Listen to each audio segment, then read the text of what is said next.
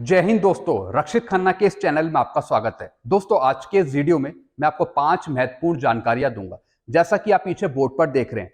और इसी के रिगार्डिंग कुछ मैसेज हैं, कुछ नोटिफिकेशन है, कुछ लेटर हैं, वो भी मैं आपको साइड में दिखाऊंगा, वो भी आप चेक करेगा। वीडियो में आगे बढ़ने से पहले एक छोटी सी गुजारिश करूंगा, अगर आप पहली बार मेरा चैनल देख रहे हैं या फिर वीडियो देख रहे हैं तो आप मेरा चैनल सब्सक्राइब कर सकते हैं, क्योंकि दोस्तों वेलफेयर से जुड़ी जो नई नई जानकारी आती है, नए नए मुद्दे उठते हैं, वो आपको समझाए जाते हैं इस चैनल के माध्यम से। और दोस्तों, पेंशन से रिलेटेड जो प्रॉब्लम आती है उसका भी सोल्यूशन किया जाता है आप लोगों के लिए। तो दोस्तों, तमाम जानकारियां पाने के लिए और अपनी पेंशन का सोल्यूशन लेने के लिए आप मेरे चैनल से जुड़ सकते हैं या फिर चैनल सब्सक्राइब कर सकते हैं, जिसका नाम है रक्षित खन्ना। चलते हैं दोस्तों पहली इंफॉर्मेशन की तरफ। एंट्री लेवल पे का एरियर मिला पेंशनर को। पेंशनर ने यूट्यूब पर कहा धन्यवाद, रिकॉर्ड से हुई कार्रवाई। जी हां दोस्तों, इन पेंशनर को एंट्री लेवल पे का एरियर मिल गया है। इन्होंने पहले एक वीडियो देखा था मेरा एंट्री लेवल पे का, तो मैंने उस पर एक फॉर्म डाला हुआ था एंट्री लेवल पे का। तो वो उन्होंने वीडियो देखा, फॉर्म डाउनलोड किया, भरा, रिकॉर्ड को दिया। तो दोस्तों, उसके बाद इनको एंट्री लेवल पे का एरियर मिल गया। तो दोस्तों, इन्होंने धन्यवाद कहा है मुझे, और ये भी कहा है कि जो आपने रास्ता दिखाया था उस रास्ते पर मैं चला और मुझे एंट्री लेवल पे का एरियर मिल गया। जी हाँ दोस्तों, मेरे चैनल के द्वारा आपको बिल्कुल सही रास्ता दिखाया जाता है। अगर आप उस पर चलते हैं तो फिर आपको आपका हक मिल जाता है, चाहे बैंक दे, चाहे स्पर्श दे या फिर रिकॉर्ड दे। तो अगर आपको नहीं मिला एंट्री लेवल पे का एरियर तो आप अपने रिकॉर्ड से कार्रवाई करें, फॉर्म भरे, तब आपको मिल पाएगा। चलते हैं दूसरी इंफॉर्मेशन की तरफ। डीए एरियर की एरियर शीट जारी, पे लेवल 1 से लेके लेवल 12 तक। जी हाँ दोस्तों, डीए एरियर की एक एरियर शीट है, आप मेरे से ले सकते हैं। उसमें पे लेवल 1 से लेके लेवल 12 तक पूरा एरियर कैलकुलेट कर रखा है आपकी बेसिक के हिसाब से। तो दोस्तों, इसकी लिस्ट मैं अपने डिस्क्रिप्शन बॉक्स में डाल दूंगा, वहां से आप इसे डाउनलोड करिए और अपनी बेसिक देखकर आप अपना एरियर जानें। दोस्तों, इसमें 3 एरियर दे रखे हैं। एक तो दे रखा है डीए का, जो आपका 40% से 50% हुआ 4% के हिसाब से। फिर दे रखा है एचआरए का, एचआरए का भी इन्होंने एरियर दे रखा है शीट में। और फिर दे रखा है टीए का, यानी 3 एरियर आपको इसमें मिल जाएंगे, डीए का भी, एचआरए का भी और टीए का भी। तो दोस्तों, ये लिस्ट आप मेरे से ले सकते हैं। जितनी भी आपकी बेसिक पे होगी उसके हिसाब से इसमें एरियर दे रखा है। तो आप अपनी बेसिक देखिए और अपना आप एरियर पता लगाइए। चलते हैं अगली इंफॉर्मेशन की तरफ। सभी पूर्व सैनिकों, विधवाओं, वीर नारियों को सूचित किया जाता है। जी हाँ दोस्तों, एक इंफॉर्मेशन है वेलफेयर से रिलेटेड, ये मैं आपको समझा रहा हूं। सभी पूर्व सैनिकों, विधवाओं, वीर नारियों को सूचित किया जाता है वह अपने बच्चों की ऑनलाइन एप्लीकेशन कंप्लीट करे, केंद्रीय सैनिक बोर्ड की वेबसाइट पर जाकर। जी हाँ दोस्तों, कुछ ग्रांट मिलनी है, कुछ ग्रांट दी जानी है। और दोस्तों, कौन कौन सी ग्रांट है? जैसे पेन्योरी ग्रांट है, मैरिज ग्रांट है, एजुकेशन ग्रांट है। तो दोस्तों, ये ग्रांट मिलेगी तो उससे पहले आपको ऑनलाइन एप्लीकेशन देनी है, उसके बाद ही आपको ये ग्रांट मिल पाएगी। जैसे दोस्तों, एजुकेशन ग्रांट का जो पीरियड है, इसकी जो वैलिडिटी है वो खत्म होगी, पीरियड जो एक्सपायर है वो खत्म होगा 1 अप्रैल 2024 से 30 नवंबर 2024 तक।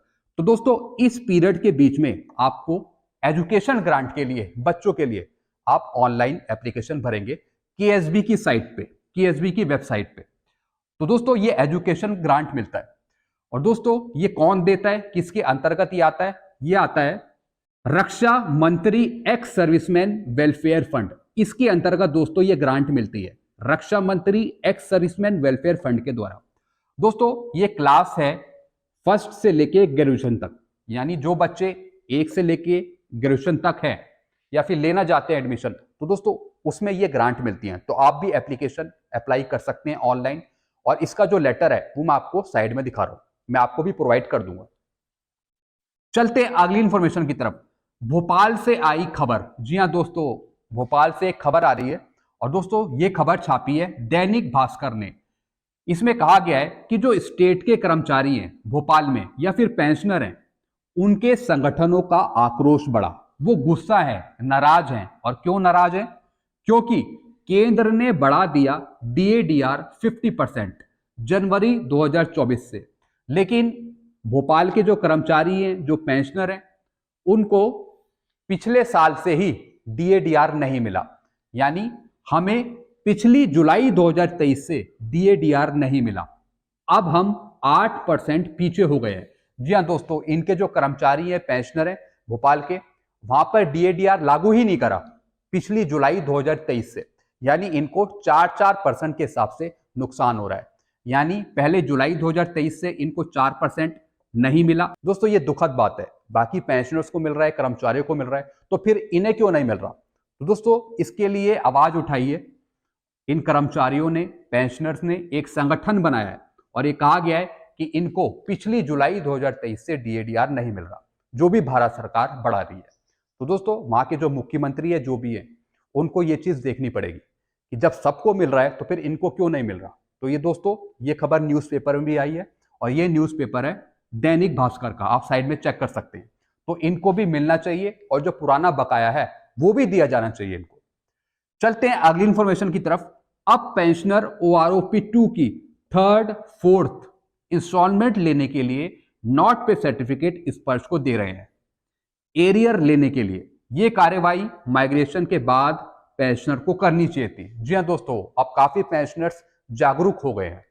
वो मार्च के महीने से ही बैंक से, सीपीपीसी से नॉट पे सर्टिफिकेट बनाकर स्पर्श को प्रोवाइड कर रहे हैं।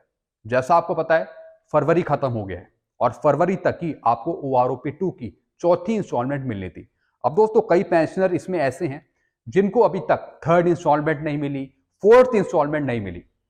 अब दोस्तों पेंशनर परेशान हो रहे हैं। दोस्तों आपको तभी कार्रवाई करनी थी जब आपका माइग्रेशन हुआ था रिसेंट में। आपको तभी से नॉट पे सर्टिफिकेट बनवाना चाहिए था सीपीपीसी बैंक से, ताकि अब तक आपको भुगतान हो जाता ओआरओपी 2 की किस्तों का, चाहे वो 3rd इंस्टॉलमेंट हो चाहे वो 4th इंस्टॉलमेंट हो। चलो कोई बात नहीं, अगर आप अभी से ही नॉट पे सर्टिफिकेट बनवा रहे हैं तो इसका मतलब है कुछ टाइम बाद आपको स्पर्श ओआरओपी 2 की इंस्टॉलमेंट दे देगा। लेकिन आपको ये जो कार्रवाई थी ये थोड़ा पहले से करनी चाहिए थी, जैसे ही आपका माइग्रेशन हुआ था, क्योंकि आपको पता लगा था कि आपका माइग्रेशन हो गया है। अब जो भी आपको इंस्टॉलमेंट देगा वो अब स्पर्श देगा, तो आपको एनपीसी बनवाकर स्पर्श को देनी चाहिए थी। चलिए कोई नहीं, अगर आप अब दे रहे हैं कोई बात नहीं, स्पर्श आपको आगे एरियर दे ही देगा। अगर आपको अभी तक ओआरओपी 2 की किस्तें नहीं मिली तो फिर आपको शिकायत डालने की जरूरत है। जिनका रिसेंट में माइग्रेशन हुआ है उनको नॉट पे सर्टिफिकेट देने की जरूरत है, और जिनका बहुत पहले ही माइग्रेशन हो गया है और उनको अभी तक किस्तें नहीं मिली, तब भी आप शिकायत डाल सकते हैं सीपी ग्राम के थ्रू, ताकि आपको आपका हक मिल सके। तो दोस्तों ये कुछ जानकारियां थी जो मैंने आपको समझाई आपके वेलफेयर से रिलेटेड। इसके रिगार्डिंग आपको और कुछ पूछना हो तो आप नीचे कमेंट कर सकते हैं। वीडियो आपको अच्छा लगता है वीडियो को लाइक करें और इस चैनल को आप सब्सक्राइब कर सकते हैं जिसका नाम है Rakshit Khanna. Thank you so much.